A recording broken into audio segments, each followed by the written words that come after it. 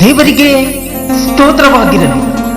ಈ ದಿನದ ದೇವರ ವಾಗ್ದಾನವು ನೆಹೆಮೀಯ 9ನೇ ಅಧ್ಯಾಯ 19ನೇ ವಚನದಲ್ಲಿ, ಕರುಣಾನಿಧಿಯಾದ ನೀನು ಅವರನ್ನು ಅರಣ್ಯದಲ್ಲಿ ಕೈ ಬಿಡಲಿಲ್ಲ, ಹಗಲಿನಲ್ಲಿ ಅವರಿಗೆ ದಾರಿ ತೋರಿಸುತ್ತಿದ್ದ ಮೇಘಸ್ತಂಭವು ರಾತ್ರಿ ವೇಳೆಯಲ್ಲಿ ಅವರ ನಡೆಯತಕ್ಕ ದಾರಿಯಲ್ಲಿ ಬೆಳಕು ಕೊಡುತ್ತಿದ್ದ ಅಗ್ನಿಸ್ತಂಭವು ಅವರನ್ನು ಬಿಟ್ಟು ಹೋಗಲಿಲ್ಲ. ಆಮೆನ್.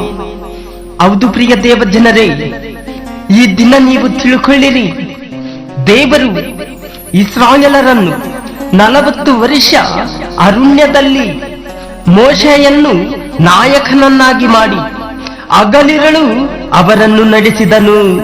ಆದರೆ ಪ್ರಿಯ ದೇವ ಜನರೇ, ಕರುಣಾನಿಧಿಯಾದ ದೇವರು ಅವರನ್ನು ಅರಣ್ಯದಲ್ಲಿ ಕೈ ಬಿಡಲಿಲ್ಲ, ಅವರಿಗೆ ದಾರಿ ತೋರಿಸುತ್ತಾ ಮೇಘಸ್ತಂಭವಾಗಿ ರಾತ್ರಿ ವೇಳೆಯಲ್ಲಿ ಅವರು ನಡೆಯತಕ್ಕ ದಾರಿಯಲ್ಲಿ ಬೆಳಕು ಕೊಡುತ್ತಿದ್ದ ಅಗ್ನಿಸ್ತಂಭವಾಗಿ ಅವರನ್ನು ಬಿಟ್ಟು ಹೋಗಲಿಲ್ಲ.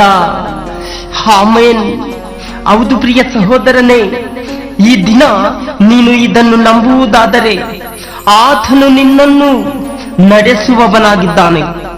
ಅಪಾಯವು ತುಂಬಿದ ಈ ಜಗತ್ತಿನಲ್ಲಿ ದೇವರು ನಿನ್ನ ಹೆಜ್ಜೆಗಳನ್ನು ಕಾಯುವವನಾಗಿದ್ದಾನೆ. ಏಕೆಂದರೆ ಆತನ ಪ್ರೇಮವು ನಿನ್ನನ್ನು ನಿರಂತರವಾಗಿ ಮುನ್ನಡೆಸುವ ಶಕ್ತಿಯಾಗಿದೆ. ಭಯಪಡಬೇಡ ಪ್ರಿಯ ಸಹೋದರಿಯೇ, ನಿನ್ನ ಜೀವನದಲ್ಲಿ ಎಷ್ಟೇ ಕಷ್ಟ ಬಂದರೂ ಆತನು ನಿನ್ನನ್ನು ಕೈ ಬಿಡುವುದಿಲ್ಲ. ನೀನು ಧೈರ್ಯವಾಗಿರು, ಏಕೆಂದರೆ ನಿನ್ನ ಜೀವನದಲ್ಲಿ ನಿನ್ನ ಅಗತ್ಯಗಳನ್ನೆಲ್ಲ ಪೂರೈಸುವವನಾಗಿದ್ದಾನೆ.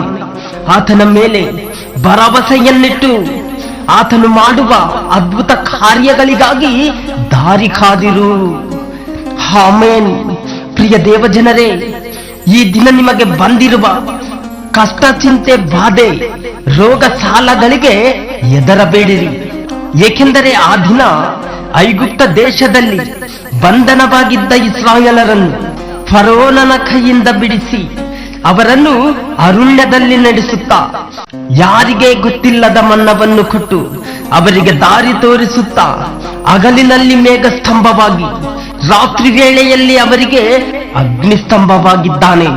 ಅದರಂತೆ ಪ್ರಿಯ ದೇವಜನರೇ, ನಿಮಗೂ ನಿಮ್ಮ ಕುಟುಂಬಗಳಿಗೂ ಹಗಲಿನಲ್ಲಿ ಮೇಘಸ್ತಂಭವಾಗಿದ್ದು ರಾತ್ರಿ ವೇಳೆಯಲ್ಲಿ ಅಗ್ನಿಸ್ತಂಭವಾಗಿದ್ದು ನಿಮ್ಮನ್ನು ಕೈ ಹಿಡಿದು ನಡೆಸುವವನಾಗಿದ್ದಾನೆ. ನೀವು ಯಾವುದಕ್ಕೂ ಹೆದರದೆ ಧೈರ್ಯದಿಂದಿರಿ, ಏಕೆಂದರೆ ದೇವರೇ ನಿಮ್ಮ ಸಂಗಡ ಇದ್ದಾನೆ. ಆಮೆನ್. ದೇವರು ಈ ವಾಕ್ಯಗಳನ್ನು ಆಶೀರ್ವಾದಿಸಲಿ. ಆಮೆನ್.